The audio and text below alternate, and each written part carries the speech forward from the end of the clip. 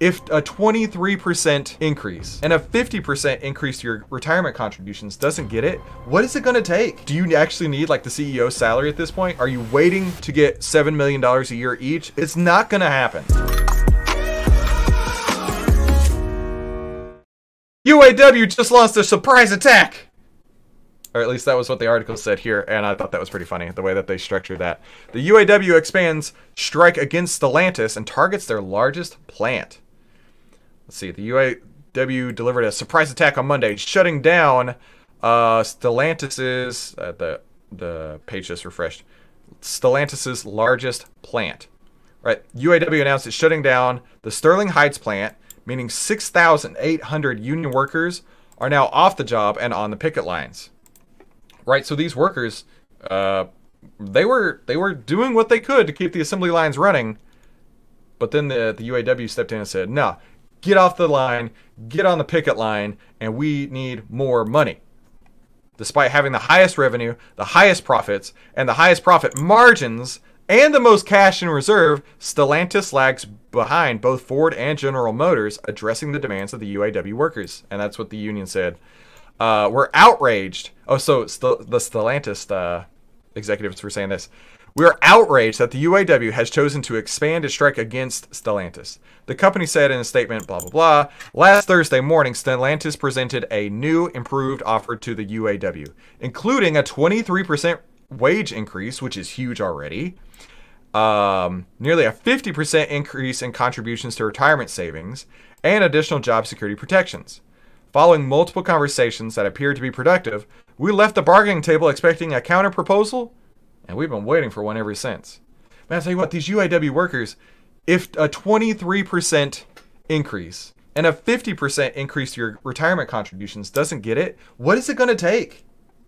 What do you actually need like the CEO's salary at this point? Are you waiting to get $7 million a year each? It's not going to happen.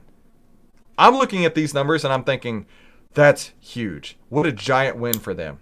But apparently, the UAW is hoping for even more. And I don't know how much more Stellantis, Ford, or GM could even do that. At this point, I think they're going to outsource themselves out of a job if they continue to push so hard against the people who want to give them a paycheck, who want to give them a 23% raise, who want to boost their retirement by 50%. And they still are striking against them. Stellantis added the UAW's continuing strategy of wounding all three automakers will have long-lasting consequences. And the addition of Sterling Heights plant brings the number of UAW workers to more than 40,000 of the 150,000 across the nation. And I can't remember if I did this already, so I'm going to go ahead and do it again. If you're just tuning in, my name is Christopher Yule, and we cover the biggest headlines of the day and what the AI trading data says about it. And if you're interested in that too, be sure to definitely hit the subscribe button down below. And start trading with AI today. Go to ovtlyr.com to see what outliers win. Now, let's take a look at what the Outlier trading data says about this Stellantis. STLA. So this is not Tesla, it is Stellantis. I actually didn't realize that STLA and TSLA were so similar. Stellantis signal returns here were 131%. That's pretty outstanding. But we did get a sell signal back here on September 27th. So the AI trading data is basically saying that Stellantis is going to be taking huge hits, and it's going to continue to take huge hits, especially even if they got back to work. Do you realize just how much more expensive your cars are about to get because of these demands? Right? They're offering a 23% increase in salary, a 50% increase to your retirement savings, and that's not good enough? Give me a break here. But if you want to be one of the first people to get these signals, head to ovtlyr.com to see why outliers win. Let's go see what the internet's saying about this, right?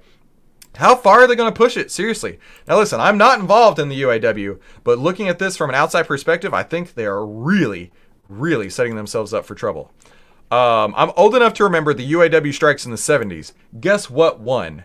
Massive imports from Japan. I wonder where the new cars are going to be coming from now. India? That's my perspective right there. If you're going to price yourselves of labor, if you're going to price your working labor out of the market, Stellantis, Ford, and GM, they're going to try to continue to make their products. It just may be without you. It may be with more robots. It may be outsourcing it. It may be sending every single bit of these cars to Mexico, because I know they use a lot of Mexican labor and Mexican parts right now, and they just may send the entire thing to Mexico. Is that what you really want? Seems like that may be the case if the UAW cannot figure out how to make some concessions and make them deals and get back to work. Now listen, I have no idea how the YouTube algorithm works, but it says that you're going to love one of these two videos. Thank you for tuning into today's Outlier Live. We'll see you on the next episode.